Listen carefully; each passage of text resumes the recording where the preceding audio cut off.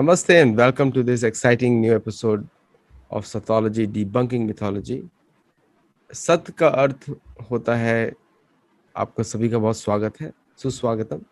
सत्य का अर्थ होता है, सत्य जो है संस्कृति धातु है, उससे अनेक प्रकार के शब्द बनते हैं और उसका मुख्य अर्थ होता है सत्य, उससे जो कि सत्य को रिप्रेजेंट करे, सत्य की परिभाषा, वो उसका रूट वर्ड है, उसी से आता है सत्य, सत्य और सदाचार, ये सब वही सत्य रूट से ही आते हैं, सच्चिदानंद।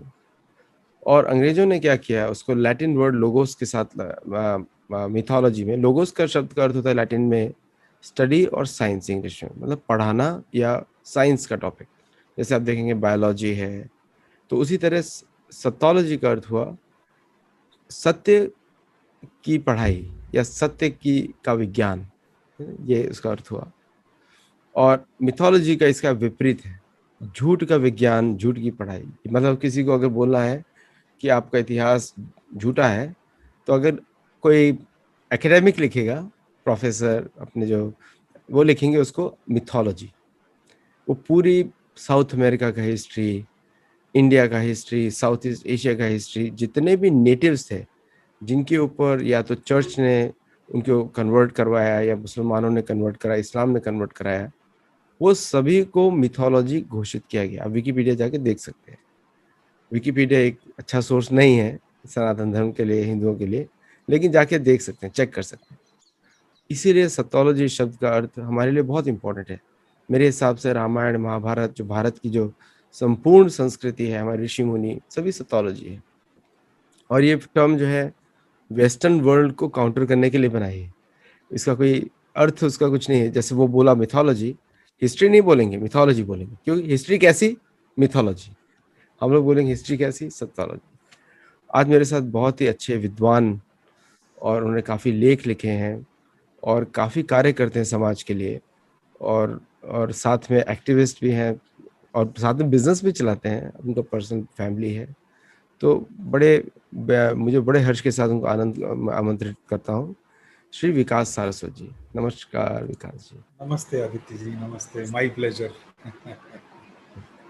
सो विकास जी, हम लोग आज जाटों ने जो रेजिस्टेंस किया था उसके बारे में थोड़ा डिस्कशन कर रहे हैं हम लोग। तो पहली बात तो मतलब आजकल जाट शब्द जो है, मतलब काफ़ी बड़ी कम्युनिटी है भारत में, जाट रेजिमेंट है, आर्मीज है, और हमेशा इनका एक सेना के साथ जुड़ाव रहा है शुरू से।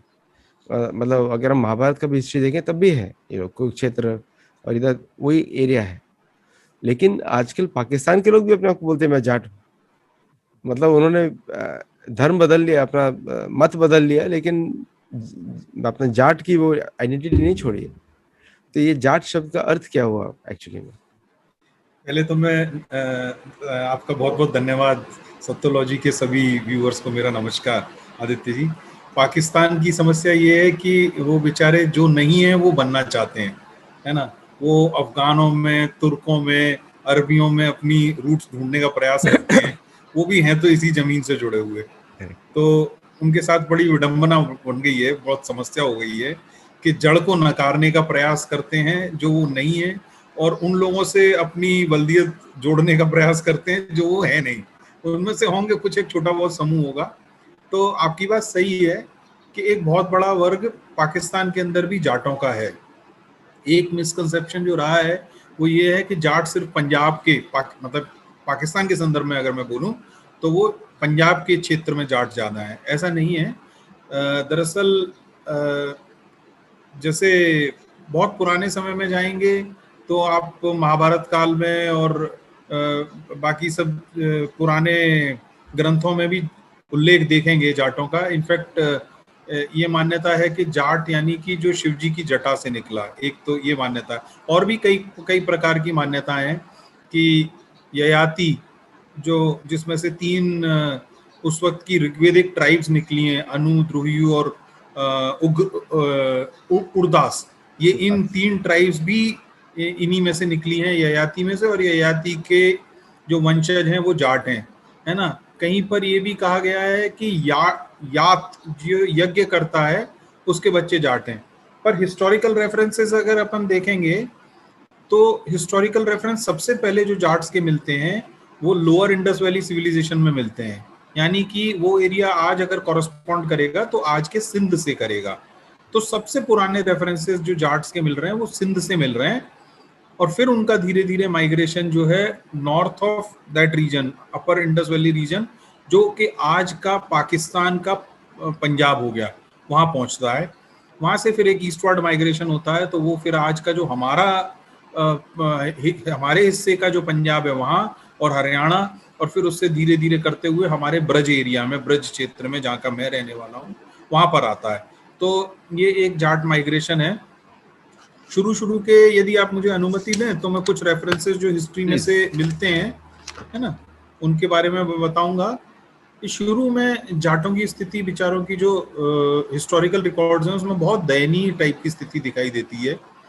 ये कभी उस समय में एक मार्शल कौम नहीं थे, या मतलब लड़ाके नहीं थे, या ये कहें कि इनको जरूरत नहीं पड़ी लड़ाई लड़ने की।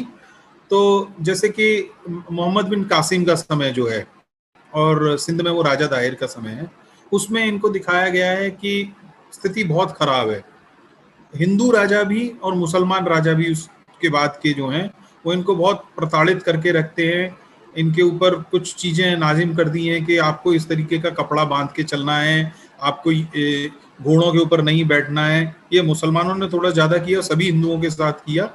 और आपको एस्कॉर्ट सर्विसेज में रखा जाएगा, और because they are hardy people, तो वो उनको इस तरीके के सारे जोर जोखिम के कामों में उनको वहां पर लगाया गया, और ये मना नहीं कर सकते हैं, तो किसी भी काम के लिए मना नहीं कर सकते हैं जो भी राजा बोल रहा है। तो आपको पता चल रही है बेचारों की स्थिति कितनी खराब है।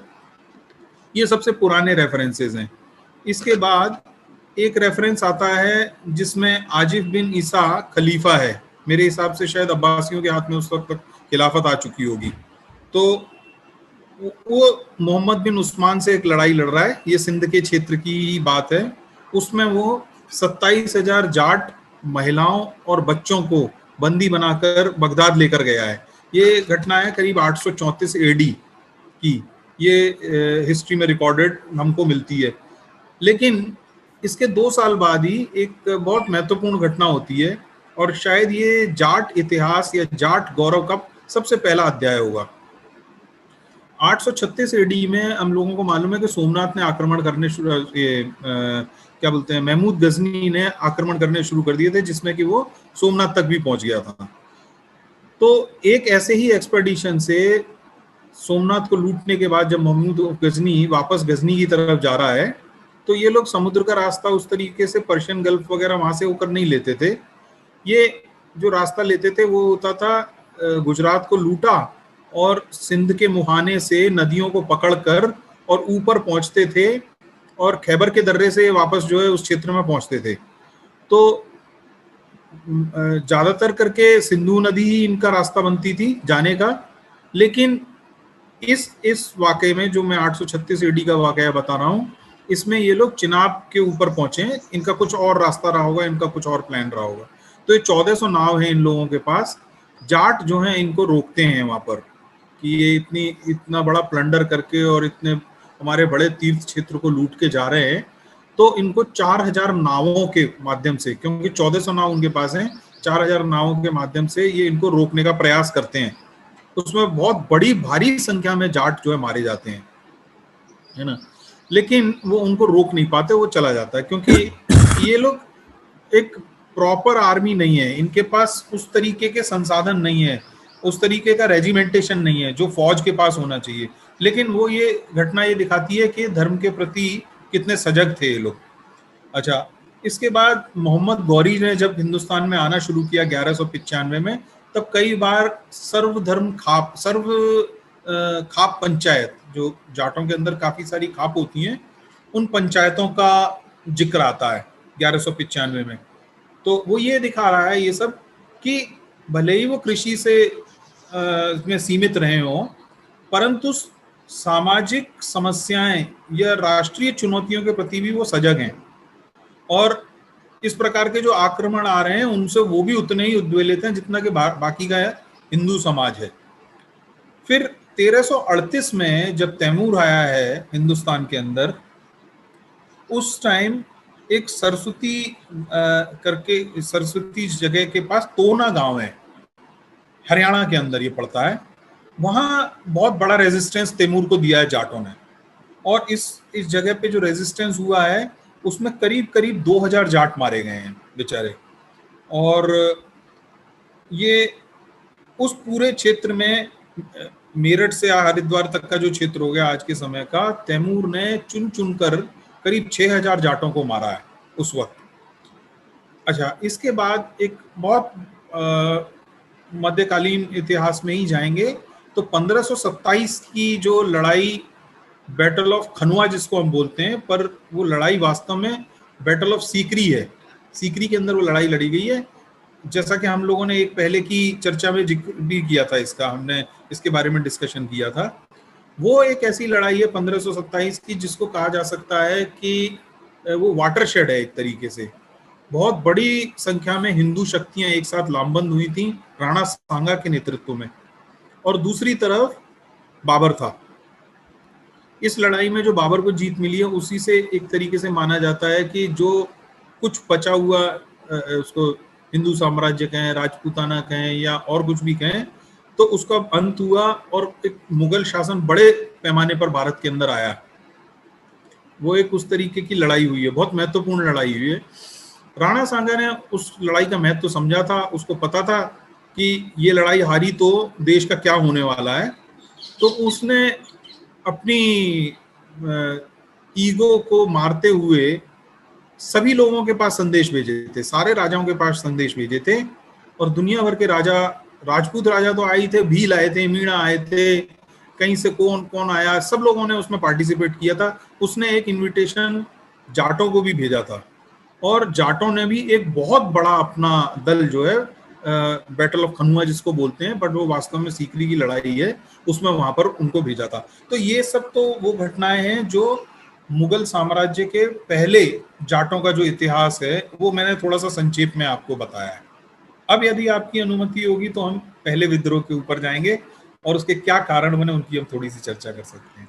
नहीं, मतलब ये जो विकास जी, ये जो आप बता रहे हैं, क्योंकि जाटों के इतिहास के बारे में इतना कम लिखा गया है, और जो जो आपने राजा राजा दाहिर से जहाँ से कनेक्ट किया है, मेरे हिसाब से जाट जो थे उस समय जम्मू में भी बहुत थे, क्योंकि डोगराओं को भी कभी जाट बोला जाता है। एम आई राइट कि ये गलत है? Dogras actually they call their lineage as Rajput lineage.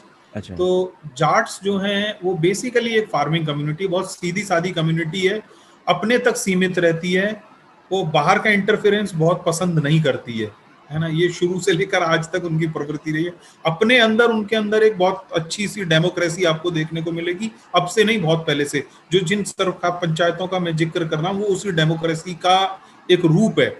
तो अपने अंदर वो बहुत काफी डेमोक्रेटिक हैं। बाहर की किसी भी चीज को वो मतलब बाहर की कोई भी फोर्स हो, चाहे वो राजा रजवाड़ा हो, चाहे कुछ भी हो, या विदेशी आक्रमण हो, उनको they don't take it very lightly, उसको बहुत कड़े से प्रतिवाद करते हैं। परंतु शुरू में ये बेचारे सिर्फ फार्मिंग कम्युनिटी थे, अपने से अपना काम रखने वाले लोग थे। इनको हालातों ने जो है इस तरीके से इस पोजीशन में लेके आ गए कि इनको फिर बाद में उन्होंने लड़ाका बना दिया। बाद में शायद एक इतिहासकार है, फ्रेंच इतिहासकार है, उसने ये कहा भी है कि जो जाटों के विचारों के हल होते थे, उसका जो ब्लेड होता था, उसको इन मुगलों ने जबरदस्ती परेशान कर करके तलवारों में बदल दिया। मतलब जो हल का जो ब्लेड है नीचे का, उसको पीट पीट के इनको उसको तलवारों में बदलना पड़ गया। नहीं, वो तो हर जगह की, सब जगह की एक ही स्टोरी है कि लोगों को अपने डिफेंस के लिए बदलना पड़ता है ये सब। हाँ प्लीज, अभी इसको आगे चलिए। तो ये तो हो गया पहला इतिहास। अब थोड़ा सा कारणों में जाएंगे। देखिए, जितने भी शासन आ रहे थे, पहले दिल्ली सल्तनत रही हो, बाद में मुगल रहे हो, with a small exception of Akbar, और जहांगीर ने भी उस पॉलिसी को थोड़ा सा, टॉलरेंस की पॉलिसी को कंटिन्यू किया, तो वहां तक तो उतनी समस्या नहीं थी। लेकिन और बाकी मुगल शासकों के शासनकाल में हिंदुओं को बहुत दमन हुआ है उनका। और ये क्षेत्र जो भरतपुर या मथुरा, ये जो जाट बेल्ट जो बाद में विद्रोह करके उठी है, वो दिल्ली और आगरा के बीच में पड़ती थी, जो कि दोनों मुगलों की राजधानियां थी। तो ये इनके एक्सपेडिशंस जो जाते थे वो वहां पर बहुत परेशान करते थे लोगों को। इनका शासन सबसे ज्यादा जो केंद्रित था, जिस पर इनका ध्यान रहता था, वो उसी क्षेत्र के अंदर था। औरंगजेब ने आकर इसको बहुत एक्सकैर्बेट किया, इसको काफी बढ़ा दिया, इस स्थिति को बहुत विकट बनाया, क्योंकि बहुत ही इंटॉलरेंट, बहुत ही क्रूर शासक था औरंगजेब। और हम सब लोगों को पता है उसके बारे में। हम बहुत लेटली जाकर जो एक वाइट वॉशिंग हिस्ट्री की स्टार्ट हुई है उसको छोड़ दें तो सभी लोगों को पता है कि किस प्रकार का वो शासक था, उसकी कैसी नीतियां थी। हिंदू विरुद्ध उसकी नीतियां थी, वो इस्लामिक शासन चाहता था। जो 1669 के अंदर एक जनरल ऑर्डर लेकर आया कि सारे ही मंदिरों को डिमोलिश कर दिया जाए, उससे पहले भी वो एक आध ऑर्डर्स लेकर आ चुका था कि नए मंदिरों को बनने की इजाजत न दी जाए, पुराने मंदिरों को सारी खाली कंटिन्यू करना, पुराने मंदिरों का भी आप रखरखाव नहीं कर पाएंगे, जीर्णोद्धार। मंशा उसकी ये थी कि जब इनका रखरखाव नहीं होगा तो धीरे धीरे ये अपने आप ही टूट जाएंगे और नए को मैं बनने की इजाजत नहीं दूंगा। अच्छा, इसके अलावा उसकी जो कुछ अलग और भी नीतियां थी, सिर्फ यही नहीं था, वो कन्वर्जन्स को प्रमोट करने का उसका अलग अलग तरीके थे। जैसे पेशकारी का जो जॉब है उसके अंदर कोई भी नॉन मुस्लिम अपॉइंट ना किया जाए। ये बहुत लंबे समय तक चल नहीं पाया क्योंकि उतने पढ़े लिखे लोग वहां पर मिलते नहीं थे, तो उसको बाद में फिर भी हिंदुओं को अपने एम्प्लॉयमेंट में रखना पड़ा। लेकिन और ये एक चीज है, नए कन्वर्ट्स आते थे उनको वो घुमाता था पालकी वालकी लेवा कर, और उनको अलग अलग तरीके के जॉब्स में अपॉइंट करता था।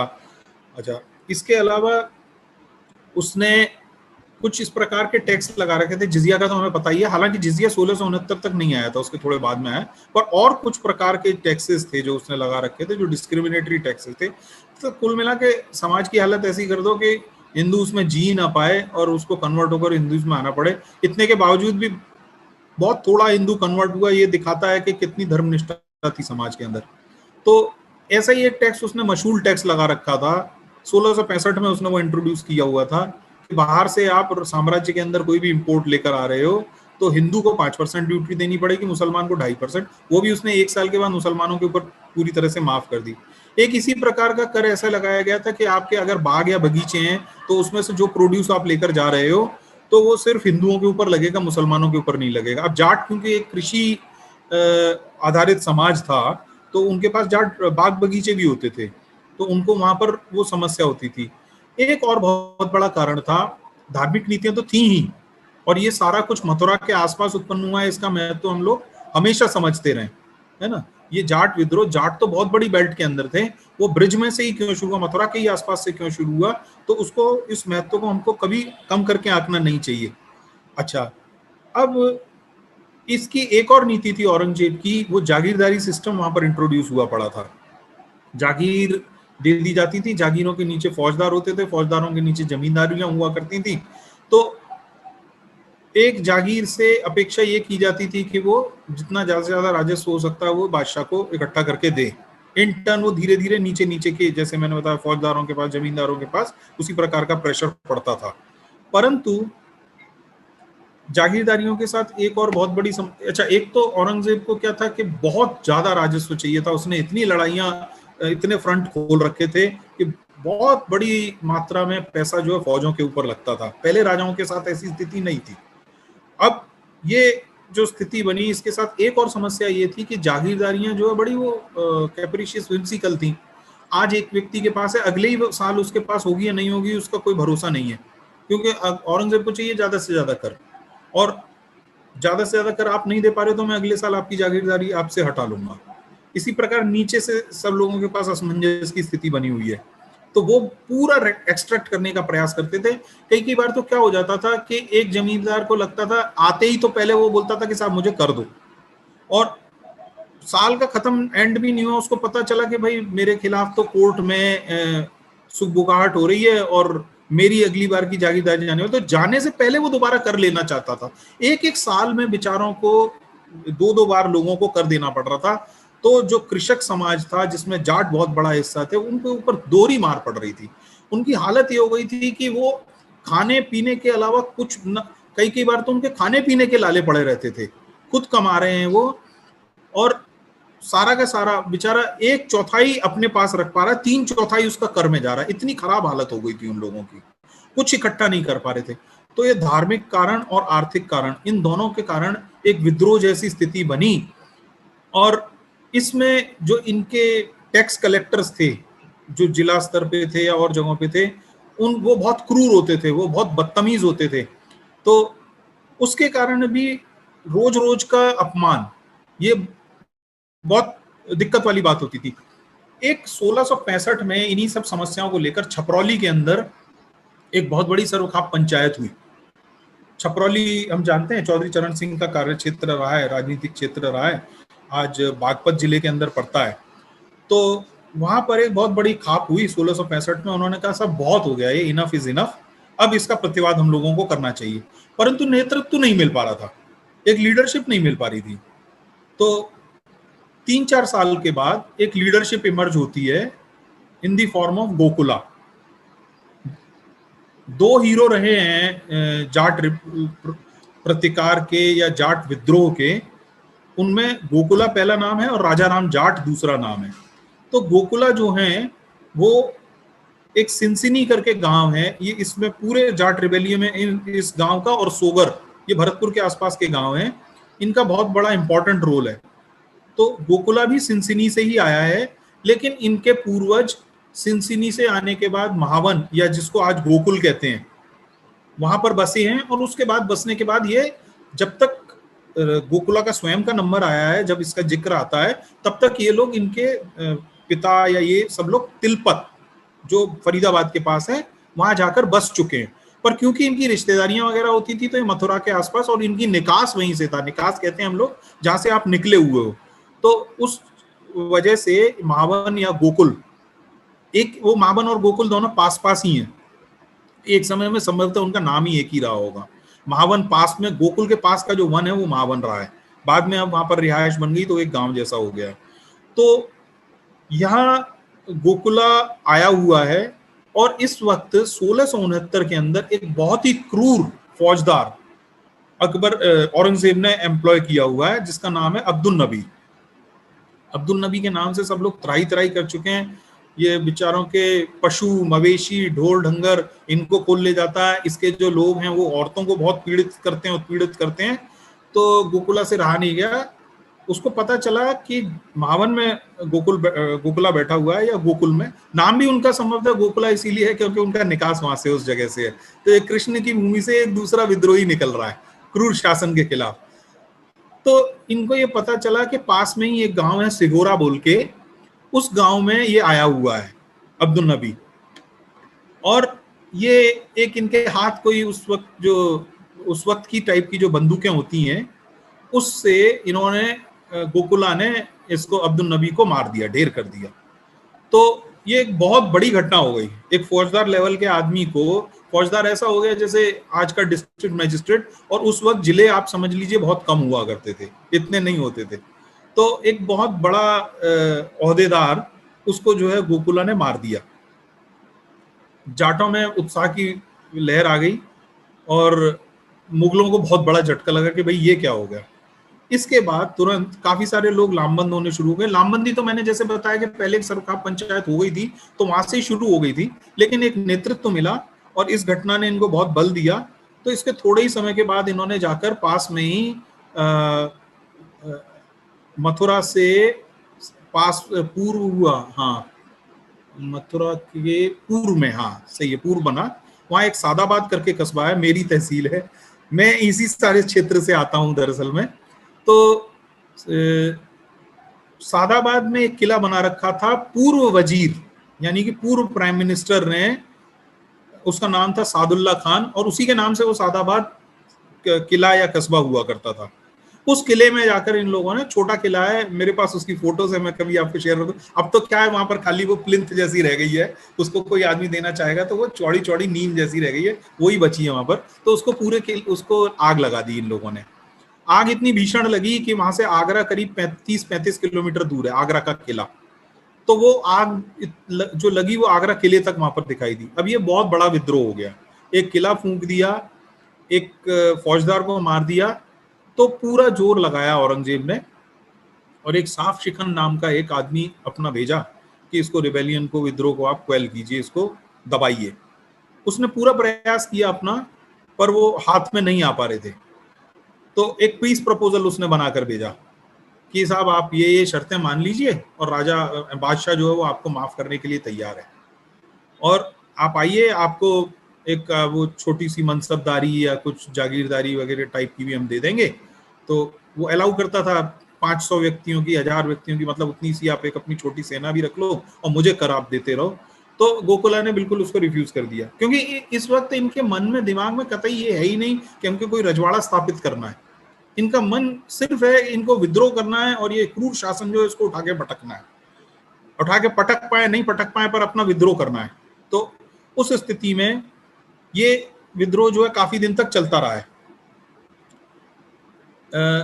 काफी दिन तक का मतलब 5 मई के करीब आसपास जो है अब्दुल नबी की हत्या हुई है, और साफ शिखन के जब कब्जे में सब कुछ नहीं आ पाया है तो एक हसन अली खान करके दूसरा इन्होंने सिपहसालार अपना नियुक्त किया है औरंगजेब ने, और गोकुला तभी भी उनके कब्जे में नहीं आया है। ये लड़ाइयां जगह जगह पे चलती रही हैं। एक लड़ाई इसके अंदर बहुत महत्वपूर्ण है जिसका मैं जिक्र करना चाहूंगा। सादाबाद के ही थोड़ा पास में एक कस्बा दूसरा है मुड़सान, जो बाद में एक छोटी सी रियासत भी बनी। उसी के पास 3 गांव हैं। ये 3 गांव हैं चंद्रकंटा, रेवाड़ा और सरखरू। इन गांवों के ऊपर मुगल सेनाओं ने हमला किया।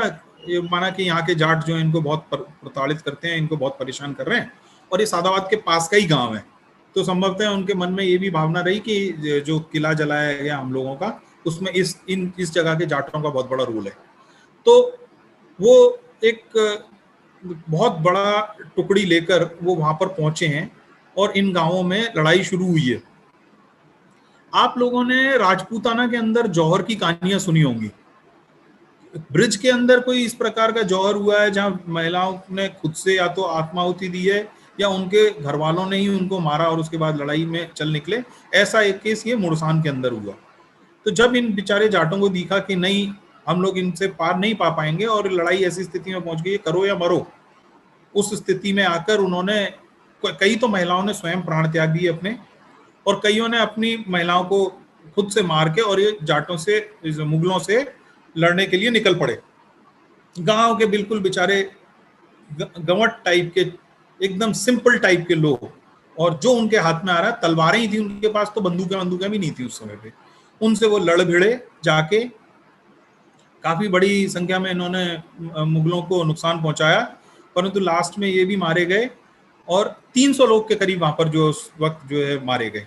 अच्छा, एक चीज और मैं बता दूं कि 1669 का जो विद्रोह शुरू हुआ है वो जाट विद्रोह तो बोला जाता है, परंतु उसके अंदर और भी समाज के लोग, दोनों ही में, राजा राम के समय पे भी और गोकुला के समय पे भी, इसमें मेवों का, मीणाओं का, अहीरों का, और एक नाकुरा करके कास्ट होती है राजपूतों की, उनका, परमारों का, इनका भी योगदान रहा है। लीड हमेशा जाटों के हाथ में रही है, और क्योंकि पीजेंट्री इनके ही पास थी, ज्यादातर किसानी इनके पास थी, तो ये उस रिबेलियन के लीडर्स रहे हैं हमेशा से। बहुत बड़ी संख्या में पार्टिसिपेशन भी इन्हीं का रहा है, परंतु काफी और समाजों के लोग भी जो खेती से उस वक्त जुड़े हुए थे वो भी इनके साथ में रहे हैं। तो अब वो स्थिति बनी कि बेचारे इनको वहां पर इस तरीके से क्वेल कर दिया गया। मुड़सान के पास में 300 लोग इनके मारे गए, कई सारी महिलाओं को जौहर भी करना पड़ गया वहां पर जो है।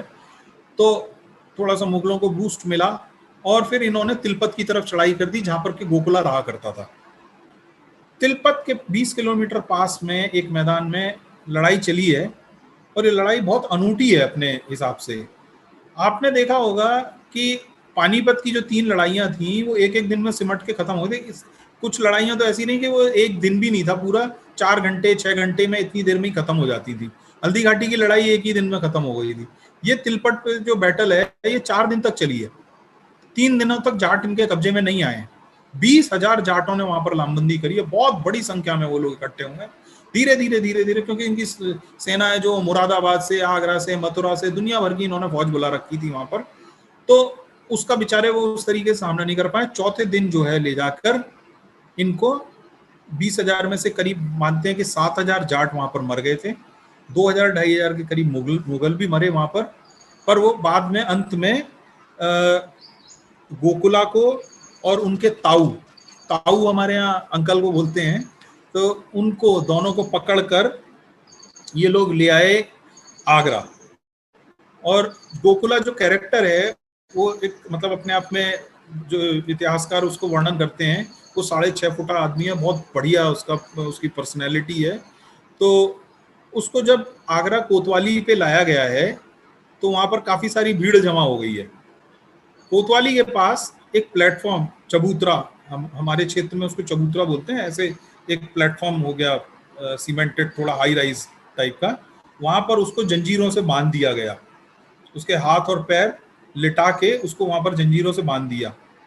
और फिर जो है उसको ऑप्शन दिया गया था कि भाई आप या तो इस्लाम में कन्वर्ट हो जाओ और या फिर अपनी मौत के लिए, मृत्यु के लिए तैयार हो जाओ। तो वो दोनों ही सज्जन जो हैं, गोकुला और उनके ताऊ जो हैं, उन्होंने कहा ठीक है जी, हमको मरना मंजूर है पर हमको इस्लाम कबूल नहीं है। तो ऐसा करके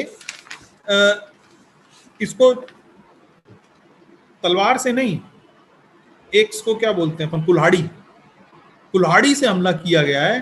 कुल्हाड़ी से इस बेचारे के एक अंग को काटा गया है।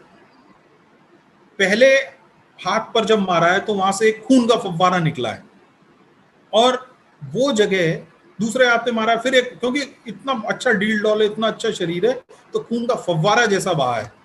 आज भी इस समय में भी आगरा में उस जगह को, कोतवाली के पास की जो वो जगह है, उसको फव्वारा ही बोला जाता है।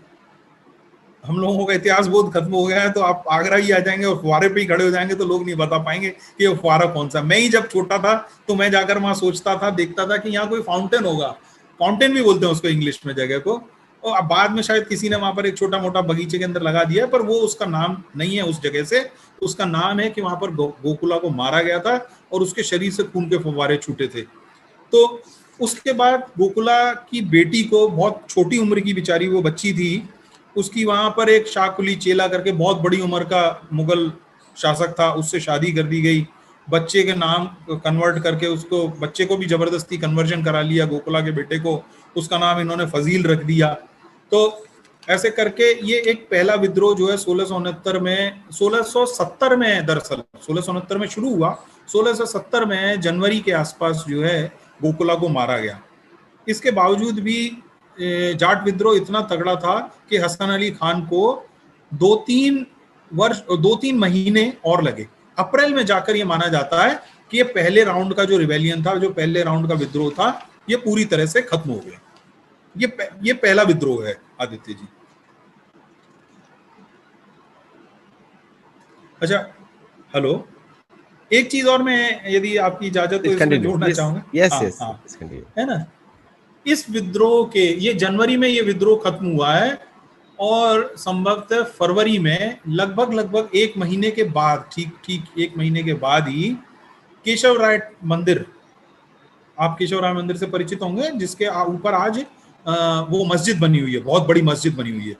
ओरिजिनल जन्म स्थान वही था, करेक्ट, जो बुंदेल राजा ने बनवाई थी।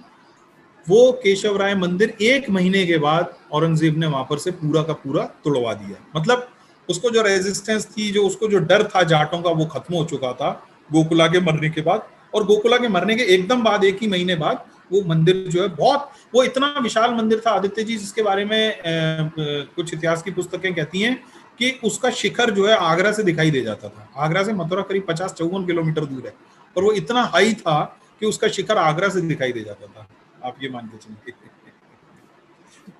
और अच्छा, तिलपत की लड़ाई में खैर हो गया कि 4000 के करीब वहां पर जाट मरे थे, नहीं 2000 के करीब वहां पर जाट मरे, और 4000 के करीब वहां पर मुगल सेना मरी थी। तो double, but since they had such a huge troop with them, so they could overpower them last में आकर। ये पूरा उनका जो इतना भी अत्याचार था, पूरा सैन्य शक्ति पे था, सेनाएं उनके साथ थे, और जी जी वो सेनाओं में लगाते थे, उसी में पूरा था ये पूरा इनका। जी जी जी जी जी, बिल्कुल बिल्कुल बिल्कुल बिल्कुल। आपकी फिर इजाजत हो तो प्लीज कंटिन्यू। हम सेकंड रिवेलियन पर पहुंचे। यस। इसके बीच में एक 10 साल का लल रहा है, पीरियड रहा है 10 साल, क्योंकि ये एक बहुत बड़ा सेटबैक हो गया उन लोगों को। घर घरों में, गांव गांव में जाकर इनके ऊपर अत्याचार हुए, 2-3 महीने हसन अली खान जो है, जहां जहां पर जाट बाहुल्य क्षेत्र हुआ करते थे, और भी जो जातियां साथ में इनके विद्रोह में खड़ी हुई थी, उनको जा जाकर परेशान करने लगे। तो हालांकि अंदर सुगबुगाहट थी, परंतु वो कुछ कर नहीं पाए। दूसरा हीरो इन लोगों को जो मिल रहा है, राजा राम जाट, वो फिर उसी सिनसिनी से है जिस गोकुल, जहां से गोकुला के परिवार निकला है कई पीढ़ियों पहले। सिनसिनी से जो निकले हुए जाट हैं, उन लोगों को सिनसिनवार बोलते हैं। तो ये सब उसी सिनसिनवार क्लैन में से आ रहे हैं। वहां पर सबसे पहले राजा राम के पिता ब्रिजराज करके एक सज्जन हैं, उन्होंने फिर दोबारा से बोला है कि जैसे गोकुला ने बोला कि साहब ये बंद करिए आप लगान वगान देना, और जो होगा मरेंगे तो मरेंगे, मगर इस जलालत को हम लोग नहीं सहेंगे, ये अपमान हम लोग नहीं रोज रोज का सहेंगे, और खड़े हो जाइए और इनका विद्रोह करिए मुगलों का। तो वो और उनका बेटा है भाव सिंह, इन दोनों ने फिर दोबारा से विद्रोह किया 1681 में सिनसिनी। मैं बता दूं, सिनसिनी भरतपुर के पास ही एक गांव है। तो वहां से इन्होंने, और एक मुल्तफत खान करके फौजदार है, जैसे इधर अब्दुल नबी की हत्या हुई है, वैसे ही वहां पर उसने उन लोगों ने मुल्तफत खान की हत्या कर दी है। परंतु इस बार इन लोगों ने समय नहीं लगाया है और तुरंत मोबिलाइज हुए हैं, और कुछ ही समय के बाद सन 1682 में इनको, सिनसिनी को इन्होंने घेर लिया है, एक बहुत बड़ी सेना ने, मुगलों की सेना ने, और इनको मारा है, दोनों को, पिता और पुत्र को, ब्रिजराज और भाव सिंह को। लेकिन उससे पहले ये अपने परिवार की महिलाओं को निकालने में सफल रहे। वो वैसी स्थिति नहीं बनने दी जो तिलपत के अंदर हो गई थी। तो ये जो भाव सिंह, जो इनका बेटा है ब्रिजराज का, वो उसके घर की उनकी एक पत्नी गर्भवती थी उस समय पे। ये बयाना के पास में जाके एक छोटी सी गढ़ी में इन लोगों ने वहां पर शरण ली है। उस समय पर उस गढ़ी का नाम क्या था वो तो मुझे नहीं पता, परंतु भाव सिंह का एक बच्चा, जो गर्भवती उनकी पत्नी थी, एक पत्नी उनकी जो थी, 2-3 पत्नियां थी शायद उनकी, तो उनमें से जो एक पत्नी थी, उनका जो एक बच्चा है, उनका नाम बदन सिंह है। ये काफी इंपॉर्टेंट फिगर बनेंगे जाट हिस्ट्री में बाद में जाकर। तो भाव सिंह की पत्नी ने उस बच्चे को वहां पर जन्म दिया है। चूंकि बदन सिंह ने वहां जन्म लिया है, ये 5 किलोमीटर दूर है शायद, अगर मुझे सही से स्मरण हो रहा है तो, ये गढ़ी बयाना से, उस गढ़ी को आज भी बदन गढ़ी नाम से बोला जाता है। आज भी उसको जाकर अपन वहां पर देख सकते हैं, उस छोटी सी गढ़ी को। तो वहां पर उस बच्चे ने जन्म लिया है। लेकिन इस क्षेत्र में आके 1681 के बाद में, कुछ समय के बाद, एक राजाराम का ही एक, इनका ब्रिजराज जी का ही एक भाई हैं भज्जा करके। भज्जा एक्चुअली भाई का भी अपभ्रंश होता है, भैया भैया भैया से भज्जा, परंतु इतिहास में उसका नाम भज्जा ही नाम से दर्ज है। तो ब्रिजराज जी के भाई भज्जा जो है, उनका बेटा है Rajaram Jat. Rajaram Jat emerges to be the second most important figure in Jat rebellion against the Mughals, and he surfaces on the scene in 1685 में वो आके इमर्ज हो रहे हैं। और ये इन्होंने काफी सारी कमियां जो गोकुला के समय में थी उनको दूर करने का प्रयास किया है, और उस रिबेलियन के फेलियर के कारणों को इन्होंने बहुत ढंग से समझा है। इनको ये समझ में आया कि एक रैगटैग कॉम्बिनेशन, कितने भी बड़े लोगों का आप इकट्ठा कर लीजिए, तो ऐसी मुगल सेना जैसी सोफिस्टिकेटेड सेना उसका सामना नहीं कर सकती। तो इन्होंने प्रॉपर ट्रेनिंग पर बल दिया है, हथियार इकट्ठे करने शुरू किए हैं। इनको ये पता है कि हथियार इकट्ठे करने के लिए हमको पैसे चाहिए, तो वो पैसे कैसे इकट्ठे होंगे। तो इन्होंने कहा कि जहां से भी मुगलों के कारवान निकल रहे हैं, मुगलों की सेना, उनकी टुकड़ियां, उनके ये रेवेन्यू कलेक्टर्स जहां जहां से निकल रहे हैं, इनको लूटो, वहां से अपने को रसद मिलनी शुरू होगी, और उसी से हम जो वेपनरी खरीद पाएंगे, उसी से एक सेना खड़ी कर पाएंगे। तो इन्होंने राजाराम जाट का वो टेरर बनाया है उस समय पे कि आप ये समझिए कि दिल्ली से लेके धौलपुर तक, मतलब आगरा के 200 किलोमीटर उत्तर में दिल्ली हो गया और 50 किलोमीटर दक्षिण में धौलपुर हो गया, तो ये 250 किलोमीटर का जो स्ट्रेच है वहां पे। इसके अलावा आगरा से अजमेर, मतलब हिंडौन बयाना होकर उस समय पर वो एक रास्ता हुआ करता था, वहां तक कोई मूवमेंट नहीं हुआ है 3 महीने। इंपीरियल औरंगजेब, जिसको कि बहुत बड़ा बादशाह माना जाता है, जाटों का वो टेरर है कि सड़कों पर ये मुगलों के लोग निकल नहीं पाते थे 3 साढ़े 3 महीने तक, डर के मारे रहते थे ये लोग। बहुत बड़े बड़े एंटुराज में किसी को अगर जाना पड़ रहा है तो वो जाते थे बहुत बड़ी बड़ी सैन्य टुकड़ियों के साथ कुछ मूव तो 3 महीने तो ये बताते हैं कि कोई मूवमेंट ही नहीं हुआ है। और इतिहासकार दर्ज करते हैं कि रेवेन्यू कलेक्शन बहुत पुअर हो गया वहां पर। इनफैक्ट वो जिक्र करते हैं, अच्छा ये मैं आपको बताना भूल गया कि जब मंदिरों को तोड़ा है, मथुरा के मंदिरों को, तो मथुरा का नाम इनने इस्लामाबाद कर दिया था उस समय औरंगजेब ने, और वृंदावन का नाम मोमिनाबाद कर दिया था। तो इतिहासकार दर्ज करते हैं कि इस्लामाबाद का जो महल है, यानी कि मथुरा का महल, और कोल का महल, कोल आज के समय में जो अलीगढ़ है उसको पहले कोल कहा जाता था, तो उनके महलों से तो जीरो राजस्व उगाही हो रही है, शून्य, वहां से कोई राजस्व ही नहीं उगा पा रहे लोग। ये स्थिति थी। इन लोगों ने बिल्कुल मुगलों को उनके घरों में जाके क्रिपल कर दिया था। ये शासन दिल्ली से आगरा इनका मतलब हब था, और वहां पूरी तरह से क्रिपल्ड थे ये लोग जो है। तो और राजा राम जाट जो थे उनको फतेहपुर सीकरी से कुछ विशेष, सॉरी सिकंदरा से कुछ विशेष लगाव था। सिकंदरा वो जगह जहां मैं बैठा हूँ, मेरा निवास जो है सिकंदरा मॉन्यूमेंट अकबर जहां पर उसकी टॉम बनी हुई है, उससे कुछ 1-1.5 किलोमीटर दूर पर ही है। मैं अगर अपनी छत पे जाता हूँ तो वहां से वो दिखाई देता है। तो इनको सिकंदरा से कुछ बहुत ही विशेष लगाव था, भगवान जाने क्या लगाव था। 1786 में इन्होंने पहली बार एक फतेहपुर सीकरी पे आक्रमण किया, उसमें इनको रिपेल कर दिया गया था वहां से। बट बाई 1788 ये एक इतनी बड़ी फोर्स बन गए थे कि वहां पर शाइस्ता खान नाम का आदमी, जिसकी कि शिवाजी ने 3 उंगलियां काट दी थी, उसको यहाँ पर आगरा का गवर्नर बनाया हुआ था। उसके रहते रहते इन्होंने सिकंदरा को टारगेट किया। उसमें कांसे के बहुत बड़े बड़े दरवाजे थे, उनको उखाड़ के ले गए। वहां पर सोने के चांदी के बर्तन ये सब थे, वो लेकर चले गए। और शायद इनके मन में ऐसा था कि साहब अकबर जो है वो तो आखिरी के अपने समय में मुल्लाओं को कब्जे में रखा, तो इस बेचारे को पूरा एक प्रॉपर क्रीमेशन दिया जाए। तो उसकी कब्र खोद और अकबर की जो कुछ वहां से हड्डी वड्डी उनको मिली, तो उनको ले जाके पूरा उन्होंने प्रॉपर क्रीमेट कर दिया, अग्नि में स्वाह कर दिया अकबर को, उनके हिसाब से कि साहब अकबर को अब मोक्ष मिल जाएगा, ऐसा करके उन्होंने। अच्छा, उसके बाद उन्होंने उस पूरे स्ट्रक्चर में, जो अंदर स्ट्रक्चर है, आज आप सिकंदरा के अंदर जाएंगे तो वहां आपको इको करके आवाज सुनाता है, तो उसको पूरे को भुस से भर दिया था। भुस you know hay, which is actually fodder for the cattle, तो वो पूरा भर दिया था। और उसमें से कुछ अति उत्साही लोग थे, वो कह रहे थे कि इसमें आग ही लगा दो, सब इसको खत्म करो। पर वो बाद में राजा राम जाट ने उनको मना करा कि साहब आग वाग मत लगाइए, जो कुछ करना था वो हम लोगों ने कर लिया, अब हम यहाँ से निकल के जाते हैं। एक अनफॉर्चुनेट इवेंट हुआ उसी साल, एक बैटल ऑफ बिज्जल हिंडौन के पास ही एक जगह है, वहां पे मतलब by now they had become quite a strength Jats, इनके पास अपनी एक सेना थी।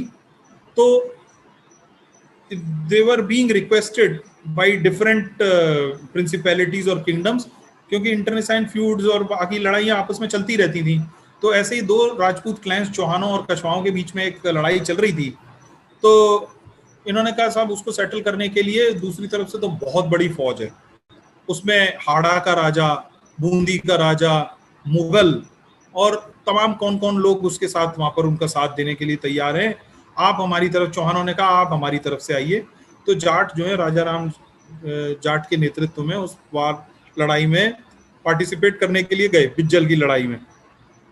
उस लड़ाई में जो अनिरुद्ध सिंह बूंदी के राजा हुआ करते थे, उनको इन्होंने लगभग खदेड़ दिया था। अनिरुद्ध सिंह वहां से भाग ही गए थे, परंतु एक एक्सीडेंटली किसी आदमी ने कोई पेड़ वेड़ के पीछे छुपकर खड़ा हुआ था, तो उसने जो एक कैनन फायर किया, उसमें राजा राम जाट की मौत हो गई, मृत्यु हो गई। वहां पर ये 1688 में ही ये चैप्टर क्लोज हो गया। पर वो उस तरीके से नहीं क्या चैप्टर क्लोज हुआ जैसे कि गोकुला के विद्रोह के समय में हुआ, क्योंकि गोकुला के विद्रोह के समय तो हमने देखा कि पूरा 10 साल का ही लल आ गया। यहाँ ये लोग इतने फायर्ड हो गए थे कि दे कंटिन्यूड। राजा राम जाट के बेटे फतेह सिंह ने बाद में नेतृत्व ले लिया, और राजा राम के पिता ने भी, भज्जा जिनका नाम मैंने पहले बताया था, उन्होंने भी कुछ टाइम तक इसको रिबेलियन को लीड किया, विद्रोह को लीड किया। और राजा राम की एक बहुत खासियत थी कि ही वॉज अ पर्सोना जो इंडिविजुअलिस्टिक नहीं था। उनका जो ऑरा था वो इस वजह से था कि वो अपने को one among the equal treat करते थे। उन्होंने पास में ही एक सोगर करके सोगड़िया जाट हैं, वहां से एक राम चेहरा करके सज्जन थे, उनको भी अपने साथ में जोड़ा। इन्होंने सिद्धरी के जाटों को अपने साथ में जोड़ा, जो मैं बता रहा हूँ नीचे बयाना वगैरह साइड के जाट हैं, सिद्धगिरी के जाटों को अपने, रणथंभौर के जाटों को इन्होंने अपने साथ जोड़ा। एक वाइडर फ्रेटर्निटी इन्होंने बनाई और उसको ये बनाया कि ये सारे जाटों का युद्ध। वो जो उनको रिस्पेक्ट मिलता था, जो उनको नेतृत्व दिया हुआ था, वो किसी से जोर जबरदस्ती लिया हुआ नेतृत्व नहीं था, वो सबको साथ में जोड़ के चलने वाला नेतृत्व था। उसमें बाकायदा इन्होंने 6-7 कास्ट जिनका मैंने जिक्र किया उनको भी दिया।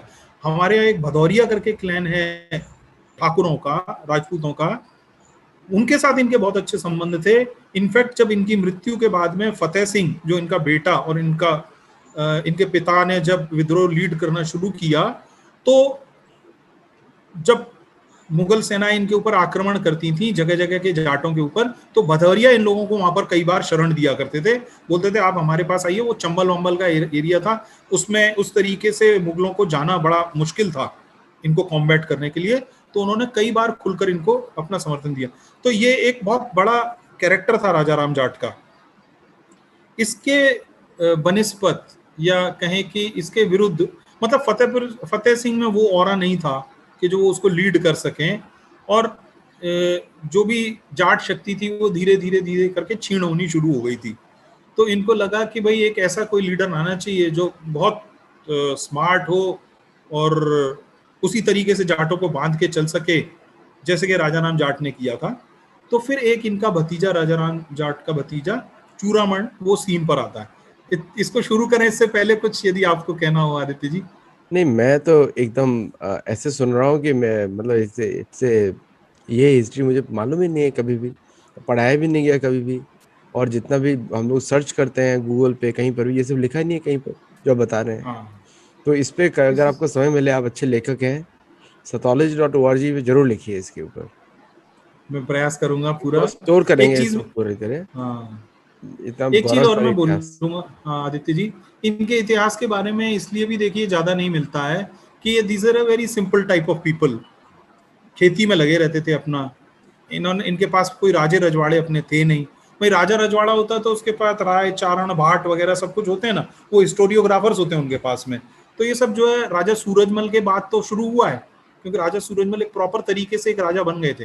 बट बाय दैट टाइम ये बेचारे सिंपल लोग, अपनी एक ऐसी स्थिति इनके सामने बन गई कि इनको जो है विद्रोह करना पड़ रहा था, तो वहां ये लड़ने के लिए आते थे। तो इनके जहन में ही नहीं आया। जो इनके रेफरेंसेस भी हम लोगों को मिलते हैं, वो मिलते हैं मुगल हिस्ट्री से, मुगल कोर्टिजन्स के उससे हिसाब से, या थोड़े बहुत राजपूत प्रिंसेस ने जो अपने यहाँ पर रिकॉर्ड्स किए हुए कि हम फलाने एक्सपेडिशन पे गए, हमने वहां पर इनको सबड्यू कर दिया, वहां से तो हम लोगों को मिलता है। पर इनके अपने प्राइमरी सोर्सेज उस वक्त थे ही नहीं बेचारों के। अच्छा, इसलिए एक और भी कारण है। अच्छा, थोड़ा सा तो फिर ये भी स्थिति बनी कि चूड़ामण के बारे में रिजेंटमेंट बना। चूड़ामण हालांकि he was a very great military strategist, और प्रॉपर फौज जो बनाई है वो चूड़ामण ने ही बनाई है। जो इनके राजा राम के बाद में करीब 1695 के करीब उनको अनडिस्प्यूटेड लीडर मान लिया गया है। 91 से 95 के बीच में ये फतेह सिंह और भज्जा और छोटे छोटे कई सारे जाट लीडर्सों का नाम आते हैं। कहीं पर नंदराम का नाम आता है, कोई बलराम जाट है उनका नाम आता है। ऐसे करके बहुत छोटे छोटे कई अपने अपने क्षेत्रों के जाट नेता तो बने रहे हैं, पर एक ओवरऑल लीडर जो वो चूड़ामणि बनते 1695 के अंदर। लेकिन चूड़ामण को काफी हिस्ट्री में भी और लीगेसी में भी he is remembered as an unscrupulous man, क्योंकि उन्होंने लूटपाट पर बहुत ज्यादा जोर दिया। राजा राम के लूट करने का एक कारण हुआ करता था, चाहे तो उन्होंने फतेहपुर सीकरी को लूटा, चाहे उन 3 गांवों को लूटा जिनसे के ताजमहल फाइनेंशियली सपोर्ट होता था। पर वो उन्होंने प्रॉपर सोच समझ के इसलिए लूटा क्योंकि वो मुगलों को हिट करना चाह रहे थे, टारगेट। चूड़ामण का केस वो केस नहीं था। चूड़ामण वेंट ऑन एन इनडिस्क्रिमिनेट लूट anywhere. And again when I से ऑल ऑफ दैट, मेरे को ये कैविएट लगा देना चाहिए कि ये सारी जो भी हिस्ट्री हमें मिल रही है वो मुगल सोर्सेज से मिल रही है। तो हो सकता है उसमें एक प्रेजुडिस और बायस भी होगा, बट लीगेसी में भी चूड़ामन को थोड़ा सा यही मानकर देखा जाता है कि उन्होंने बाकी सारी कम्युनिटीज को भी काफी हर्ट किया, एंड हिज लूट वाज इनडिस्क्रिमिनेट, है ना। राजा राम जैसे जिस तरीके से लूट कर रहे हैं, एक राजा राम की लूट बहुत फेमस है जिसमें उन्होंने अगार खान, एक व्यक्ति है मुगल सिपह सलार, बहुत बड़ा कमांडर है, जिसने अफगान रिबेलियन को क्वेल किया है इस क्षेत्र में, पठानों के क्षेत्र में, है ना, जो आजकल NWFP वगैरह बोला जाता है वहां पे। तो ये अगार खान जब जा रहा है काबुल से बीजापुर की तरफ, वहां पर धौलपुर के पास में इन लोगों ने जाटों ने उसको घेर लिया, और उस लड़ाई के अंदर करीब 200 जाट मारे गए थे, हालांकि 80 मुगल भी मारे गए, लेकिन that gave them a very big fillip. उनको बहुत बड़ा कॉन्फिडेंस आया कि हमने इतना बड़ा कमांडर मार लिया। तो वो अगार खान का मरना एक्चुअली एक तरीके से जाटों को बहुत बड़ा बल दिया, और उसके बाद ये एक बहुत बड़ी शक्ति बनते गए।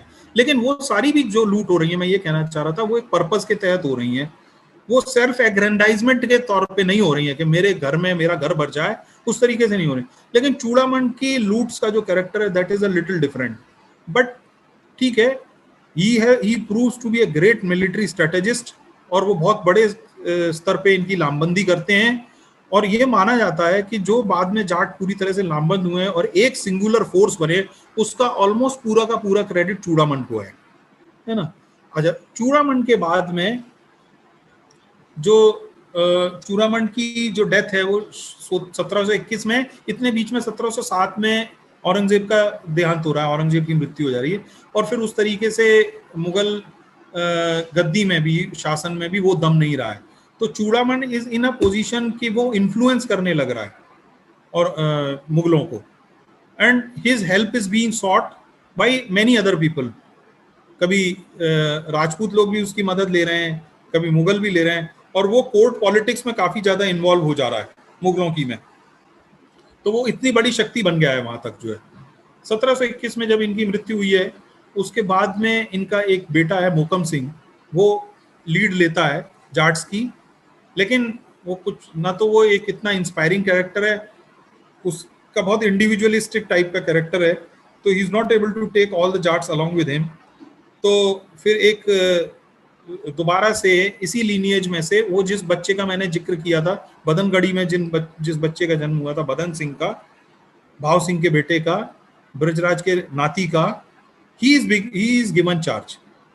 तो वो फिर एक नेता बनते हैं, वो डीग में जाकर वो एक छोटा सा अपनी गढ़ी बनाते हैं, एक महल बनाते हैं। एक चीज और मैं बोल दूं आपको, वो एस्केप नहीं होनी चाहिए लोगों को। आप जब कभी भी ब्रज का ये पूरा क्षेत्र में आएंगे, भ्रमण करेंगे ना, तो आपको यहाँ पर ना बहुत सारी गढ़ी मिलेंगी। गढ़ी आपको यार इतनी गढ़ी है ना, कोई कहीं जगह पे आपको मिलेगी गढ़ी तमाना, कोई गढ़ी अमारन, कोई बूचा की गढ़ी, कोई धारा की गढ़ी, ऐसे करके आपको इतनी गढ़ी मिलेंगी। ये सारी गढ़ी क्या थी, ये उन दो रिबेलियंस जो हो रहे हैं ना, दो विद्रोह हो रहे हैं, उसके समय में इन जाटों ने वहां पर बनाई है गांवों के अंदर। गढ़ी एक मड वॉल्ड फोर्ट्रेस हुआ करता था, बहुत मोटी मोटी उसकी दीवारें हैं, तो यदि बाहर का कोई विद्रोही उस पर जाकर गोला मारे, तोप के गोले हैं, तो उसमें गड़ के रह जाते थे वो खाली, जो वो अंदर तक नहीं पेनिट्रेट कर पाते थे, और उतना ही इन लोगों के पास, बेचारों के पास रिसोर्स था। आज अगर आप कई जगहों पे जाएंगे तो उन गांवों के नाम तो इन गढ़ियों से हैं, और वहां देखने को आपको शायद कोई गढ़ी नहीं मिलेगी, बट आप जब भी किसी ऐसी गढ़ी के अंदर जाएं तो आप तुरंत ये मान के चलें कि साहब यहाँ पर जो है कोई ना कोई रिबेलियन हुआ था, और this was a centre of one of the important centres of Jat rebellion. एक घटना का मैं और जिक्र करूंगा before I come back to the conclusion of this talk and to the I mean the shining most star of Jat history, Surajmal. उनके पहले एक भरतपुर और आगरा के बीच में एक घटना ऐसी भी हुई है, जब राजा राम जाट के मरने के बाद, जिसमें एक महिला ने लीड ली है। इस महिला का नाम है लौंगश्री, और ये चिकसना करके एक गांव है। आगरा से आप जब भरतपुर की तरफ जाएंगे तो वहां पर एक रास्ते में एक गांव पड़ता है चिकसना। वहां पर इस महिला ने, इसने देखा कि ठीक है अब पुरुष कम हो गए, उस लड़ाई में हताहत हो गए। उस समय तक बिशन सिंह करके एक राजपूत राजा है, उसको चार्ज दे दिया है मुगलों ने कि you go and quail the rebellion, आप जाइए और इसको सप्रेस करिए।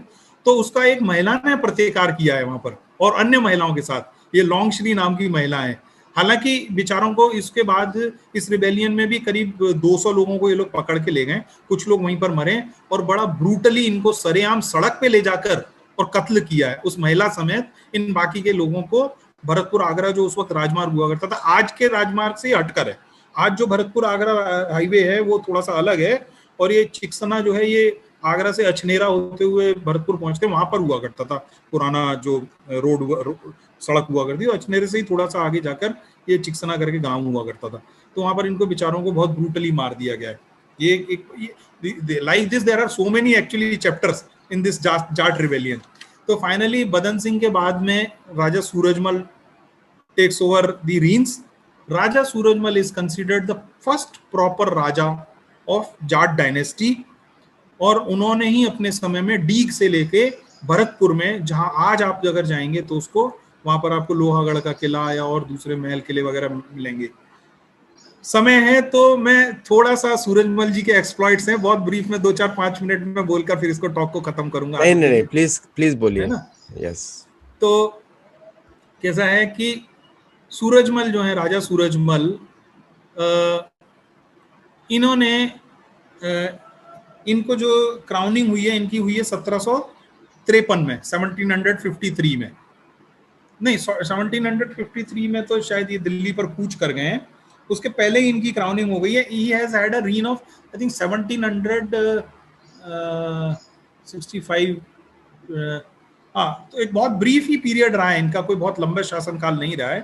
पर ये जो है बड़े हम्बल टाइप के आदमी है। बदन सिंह इनके जो पिताजी थे वो भी बहुत हम्बल आदमी थे, वो भी अननेसेसरी किसी को परेशान नहीं किया। इनफैक्ट सूरजमल को तो जो है प्लेटो ऑफ जाट्स बोला जाता है, एक मतलब थिंकर फिलोसोफर टाइप का राजा है, who has actually patronized art and culture also. तो इनके बारे में मशहूर है कि इन्होंने अफगानों को हराया है, दुर्रानी को भी हराया, अब्दाली इनसे हार मान के आगे निकल गया। इनके सामने मराठा नहीं टिक पाए जब when they were at the peak of their power. एक जगह है वहां पर कुम्हेर करके, उसमें घेर लिया था मराठाओं ने पूरे गढ़ को, और इनको बोला कि आप सरेंडर कर दीजिए। दे डिडंट सरेंडर, और इनफैक्ट ऐसा हुआ कि मल्हार राव के बेटे खांडे राव जो उस वक्त वहां पर सीज ले कर रहे थे, जो पूरे फोर्ट को घेरे हुए थे, उन्हीं के ऊपर एक तोप का गोला आकर जोर से पड़ा और खांडे राव वहीं वीरगति को प्राप्त हो गए। तो after that the Marathas were forced to sign a treaty, truce peace treaty, वहां पर उनकी संधि जो है हो गई। सूरजमल जी का एक एक्सप्लॉइट है कि इन्होंने 1753 में जाकर दिल्ली पर हमला कर दिया था। दिल्ली में मतलब आप ये मानिए कि 84 साल में गोकुला ने जब अपना रिबेलियन स्टार्ट किया, उसके 84 साल के बाद इन लोगों ने दिल्ली जीत ली। जीत का इन द सेंस मतलब इन्होंने पूरा उसको लूटा पाटा अच्छे तरीके से, अपने मर्जी का एक नवाब बिठा दिया वहां पर दिल्ली के अंदर।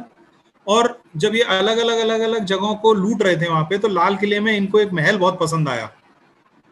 तो एक सफेद कलर का एक महल था, सूरजमल जी को लगा ये महल बहुत बढ़िया सुंदर महल है, इसको तो साहब डीग लेकर जाना चाहिए, जो इनकी फॉर्मर कैपिटल रही है। तो बाकायदा उस बिल्डिंग की पूरी प्रॉपर नंबरिंग करा गई। आज जब हम लोग किसी स्ट्रक्चर को रीलोकेट करते हैं, उसमें 1 2 3 4 मार्किंग करके लेके जाते हैं ना, तो इस तरीके से इन्होंने उसकी प्रॉपर नंबरिंग कराई और उसे उठू के पूरा का पूरा दोबारा से रीले कर दिया डीग में ले जाके। आज अगर डीग के महल में जाएंगे, वहाँ कई सारे महल बने हुए हैं, तो ऐसे तो गणेश भवन, ये भवन वो भवन, वहाँ एक सूरज भवन करके महल है। वहां तो एएसआई तो नहीं उसको मेंशन करती, पर मेरा अपना कयास है कि जो मुगल आर्किटेक्चर है उसकी सबसे बड़ा जीवंत उदाहरण अगर आपको कहीं को देखने को मिलेगा तो वही सूरज भवन ही होगा। मतलब हिस्ट्री डज मेंशन कि वो ऐसे पूरा एक महल वहां से उखाड़ के लेके गए थे, लेकिन भरतपुर में उसको कहीं से बताया नहीं जाता कि कौन सा है। मेरा जो अपना गैस है वो ये है कि सूरज भवन वो बिल्डिंग है जिसको पूरा उठा के वहां से लेके आया गया था। फिर किसी को पता चला कि साहब नूरजहां जो है इस झूले के ऊपर झूला करती थी, तो वो झूला भी वहां से उठाकर लेकर चले गए थे। बाद में कोई एक दरवाजा इनको पता चला कि ये चित्तौड़ से अब्दाली उठा के ले गया था, इस दरवाजे को उठा के, तो वो दरवाजा भी ये वहां पर उठाकर लेकर आ गए थे। तो Surajmal actually forms the glorious most chapter उसके बाद फिर एक प्रॉपर भरतपुर की डायनेस्टी वहां पर शुरू हो जाती है जाट राजाओं की। और एक 80-84 साल के अंदर जो बेचारे जाट किसान थे, एक बहुत मजबूरी में ले जाकर उन लोगों को बाध्य किया विद्रोह करने के। They have now defeated Delhi, they have ransacked Agra, Agra का फोर्ट भी इन लोगों ने रैंसैक किया। They have defeated the leading most powers of that time, including the Marathas, including the this thing Afghans and all। और एक सूरजमल का एक बहुत अच्छा सा कैरेक्टर है कि अब्दाली है। समय हमारे पास आदित्य जी 1 मिनट का? हाँ, समय है अभी, है ना? yes, हाँ। yes. तो अब्दाली ने इनको बोला सूरजमल को कि भाई आप आइए, I am here and as I am the new emperor, आप आइए यहाँ पर एक ट्रिब्यूट पे करिए। तो सी दिस मैन्स हम्बलनेस। ये आदमी, इसका जो एम्पायर है ना वो कहाँ तक पहुंचा है? नॉर्थ में मुजफ्फरनगर तक पहुंचा है, इस साइड में झज्जर तक पहुंचा है, नीचे धौलपुर तक पार कर गया है, और ईस्ट में जाके कानपुर और मैनपुरी तक है। मतलब बहुत बड़े एरिया में इनका साम्राज्य बना है।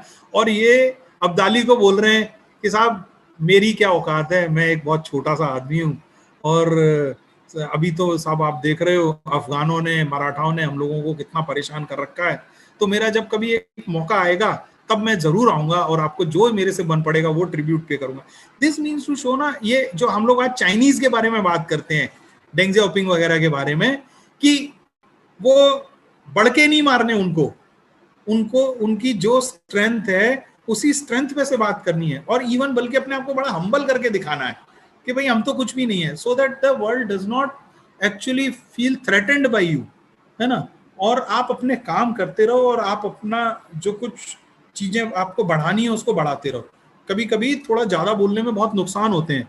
सो he is that type of a cool player. आज के मॉडर्न लिंगो में बोलेंगे तो he is a cool dude. मुझे लगता है काफी लंबा हो गया है। नहीं, ऐसे कूल डूड्स बहुत सारे चाहिए अभी भारत में। नहीं, लेकिन जो आपने इतिहास बताया ना, ये इतिहास पैलेस्टाइन का रहा है, जब अरबों ने उधर आक्रमण किया। पारसियों का भी ये इतिहास रहा है। पारसियों में तो उनके बारे में तो कोई बोलने वाला ही नहीं बचा अभी। इतने ऐसा लोग बोलते हैं कि 12 लाख ज़ोरोस्ट्रियन मंदिर थे, और सभी ज़ोरोस्ट्रियन अपने आप को भारत का ही वंशज मानते थे। इसलिए जब भी उनको प्रॉब्लम हुई एक ही तरफ भागे, भारत की तरफ भागे। तो लेकिन ये बड़ी विडंबना है अमेरिका में कि अभी यही सब लोग जो है अपने आप को पर्शियन बुलाते हैं। हाँ, जबकि पर्शियन तो ज़ोरोस्ट्रियन नाम हो गया, इस्लामिक नाम नहीं है। तो पर्शियन नाम के पीछे छुप जाते हैं लोग। करेक्ट। लेकिन लोग पर्शियन नहीं है, पर्शियन तो उनका धर्म इस्लाम होता नहीं है कभी भी। सही बात है। और ये भारत में जो आप बता रहे हैं जाट, ऐसी बहुत सारी कम्युनिटीज भी होंगी, बहुत सारी कम्युनिटीज हैं जिन्होंने, क्योंकि हाँ, पर्शिया मतलब को जैसे इराक, ईरान, आर्मीनिया, कजाकिस्तान और ये सब जो पर्शियन टेरिटरीज थी, सिर्फ 31 वर्ष में इस्लाम ने कन्वर्ट किया। और भारत में 1000 साल, मतलब आक्रमण, 136 साल राज किया, लेकिन 1000 साल आक्रमण किया।